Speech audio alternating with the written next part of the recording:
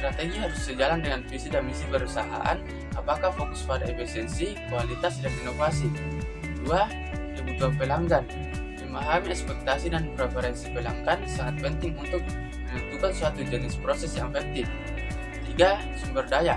Ketersediaan sumber daya termasuk tenaga kerja, teknologi, dan modal akan mempengaruhi jenis strategi yang dapat diterapkan. 4. Analisis. 4. Lingkungan persaingan. Analisis kompetitor dan pasar membantu dalam memilih strategi yang dapat memberikan keunggulan kompetitif. 5. Teknologi. Kemajuan teknologi dapat memengaruhi desain proses, baik dalam hal otomatisasi maupun peningkatan efisiensi. 6. Skalabilitas. Pertimbangan tentang seberapa baik proses dapat diperluas atau disesuaikan dengan permintaan pasar yang berubah. 7. Biaya dan efisiensi. Analisis biaya dan efisiensi operasional sangat penting untuk memastikan bahwa strategi yang dipilih mengoptimalkan sumber daya. 8. Regulasi dan kebijakan. Mematuhi peraturan dan kebijakan industri yang relevan juga merupakan faktor penting dalam pemilihan strategi. 9. Budaya organisasi. Nilai dan norma yang ada dalam organisasi dapat mempengaruhi adopsi dan implementasi strategi proses. Nah, ada 4 macam strategi proses. Yang pertama, fokus pada proses. Nah, fokus pada proses ini jumlahnya sedikit, namun variasinya banyak. Nah, contohnya di sebuah restoran. Di sebuah restoran tersebut memiliki bahan baku yaitu ikan. Nah, ikan tersebut dapat kita olah menjadi berbagai macam variasi. Misalkan bisa digoreng, dibakar, ataupun direbus, sesuai dengan keinginan para konsumen. Nah, yang kedua, ada fokus pada produk. Nah, fokus pada produk ini kebalikan dari fokus pada proses. Fokus pada produk itu jumlahnya lebih banyak, namun variasinya sedikit. Contohnya dalam pembuatan kertas. Misalkan kita ambil contoh kertas A4. Nah, kertas A4 itu kan modelnya itu saja, dan ukurannya pun hanya seperti itu. Tidak ada ukuran lain, karena kalau ukuran lain itu kan bukan lagi kertas A4. Nah, tapi perusahaan memproduksi kertas A4 dengan produksi yang jumlahnya banyak, namun variasinya sedikit karena cuma hanya satu. Yang ketiga adalah fokus berulang. Nah, fokus berulang ini berfokus pada proses dan juga produk, tetapi modulnya lebih berorientasi kepada produk. Nah, modul itu apa sih? Nah, modul itu adalah bahan atau komponen yang telah disiapkan sebelumnya dalam proses kontinu atau proses yang terus berulang. Nah, contohnya dalam pembuatan roti lapis keju. Nah, modulnya itu ada saus, tomat, bawang, keju, dan juga roti. Nah, semua modul tadi kita olah menjadi satu dan menjadi hasil akhir yaitu roti lapis keju. Nah, strategi proses yang terakhir ada kostumisasi massal. Nah, kostumisasi massal adalah memproduksi barang sesuai dengan pesanan atau sesuai dengan request para pelanggan atau customer, dan biasa juga kita sebut dengan build to order. Nah, contohnya dalam perusahaan furnitur. Nah, perusahaan tersebut akan membuat furnitur sesuai dengan keinginan para pelanggan atau customernya. Nah, itu mereka bisa merekomendasikan bentuknya, warnanya, bahkan dari bahannya pun mereka bisa request kepada perusahaan furnitur tersebut. Perbandingan pilihan proses produksi. Fokus pada proses atau volume terendah keragaman tinggi, contohnya standar register, berulang atau modular, contohnya Harley Davidson. Fokus pada produk atau volume tinggi keragaman rendah, contohnya Major Steel. Kustomisasi massal atau volume tinggi. 1. Menghasilkan produk dalam jumlah kecil dan keragaman tinggi pada jangka panjang. Produk yang terstandarisasi dengan beberapa pilihan biasanya dihasilkan dari modul yang ada. Menghasilkan produk dalam jumlah besar dan keragaman rendah. Menghasilkan produk dalam jumlah besar dan keragaman tinggi. 2. Peralatan yang ada memiliki fungsi umum peralatan bantu khusus digunakan di lini perakitan, peralatan digunakan memiliki fungsi khusus, pergantian peralatan secara fleksibel. 3. Operator memiliki keterampilan umum dan luas, karyawan dilatih seadanya, operator memiliki keterampilan yang tidak terlalu luas, operator yang fleksibel untuk dilatih, melakukan kustomisasi jika diperlukan. 4. Terdapat banyak paduan kerja karena setiap pekerjaan berubah. Operasi yang berulang mengurangi pelatihan dan perubahan dalam panduan kerja. Pesanan kerja dan paduan kerja sedikit karena mereka terstandarisasi. Pesanan khusus membutuhkan banyak panduan kerja. 5. Persediaan bahan baku relatif tinggi dibandingkan nilai produk.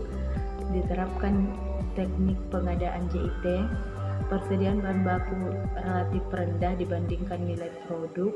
Persediaan bahan baku relatif rendah dibandingkan nilai produk.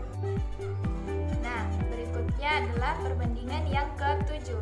Dari segi pergerakan, yang pertama, fokus pada proses adalah bergerak perlahan dalam pabrik.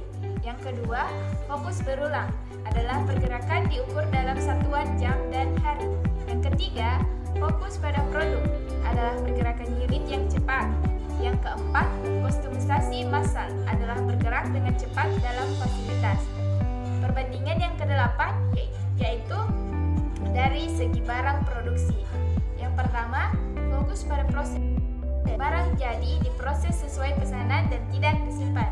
Yang kedua, fokus berulang. Barang jadi diproduksi sesuai dengan peramalan pasar. Dan yang ketiga, fokus pada produk. Barang jadi sesuai peramalan pasar dan disimpan. Yang keempat, kostumisasi massal. Barang diproduksi sesuai pesanan. Yang kesembilan, dari segi penjadwalan. Yang pertama, fokus pada proses. Penjadwalan rumit dan memperhatikan keseimbangan antara persediaan. Yang kedua, fokus berulang. Penjadwalan berdasarkan pada pengembangan dari modul-modul peramalan.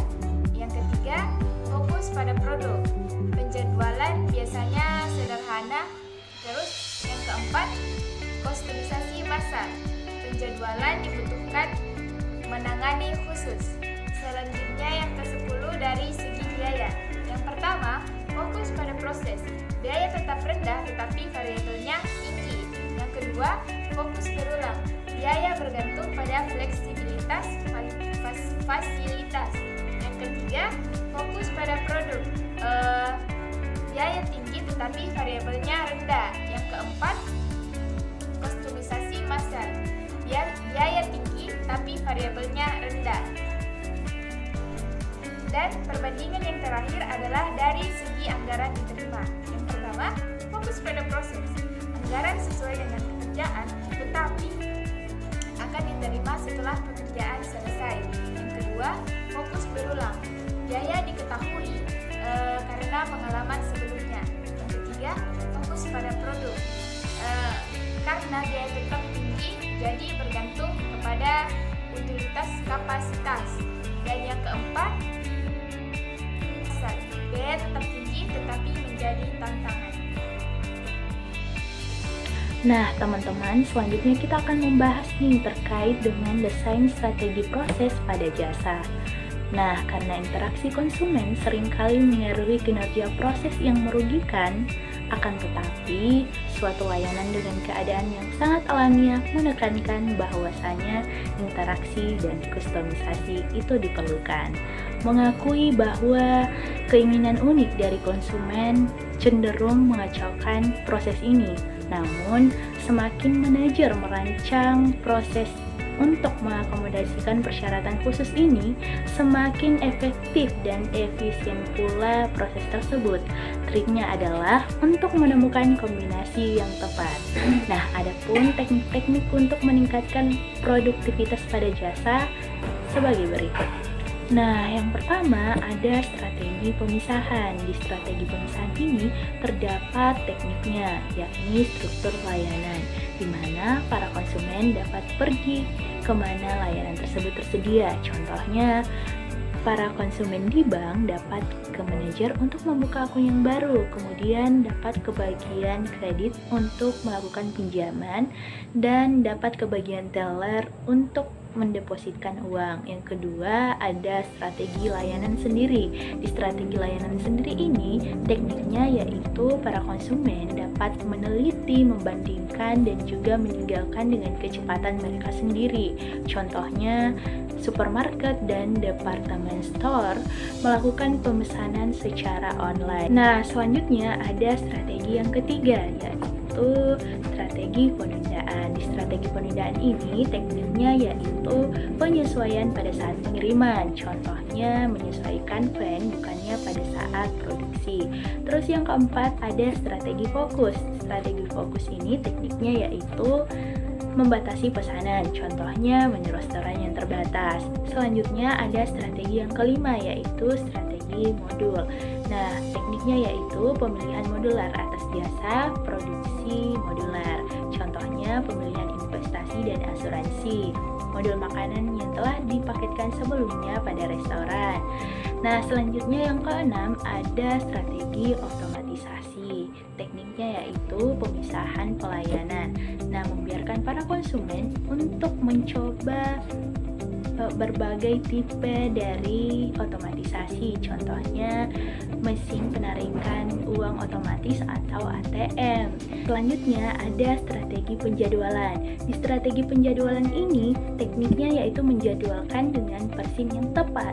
Contohnya menjadwalkan persin konter tiket dengan interval 15 menit. Nah, yang terakhir ada strategi pelatihan. Nah, tekniknya yaitu mengklarifikasi jasa atau menjelaskan bagaimana sih cara menghindari permasalahan. Contohnya penasihat investasi, pengurus pemakaman, dan juga personel pemeliharaan purna jual. Nah, teman-teman, mungkin itu saja yang bisa kami sampaikan. Kurang dan lebihnya mohon dimaafkan. Sekian, wassalamualaikum warahmatullahi wabarakatuh.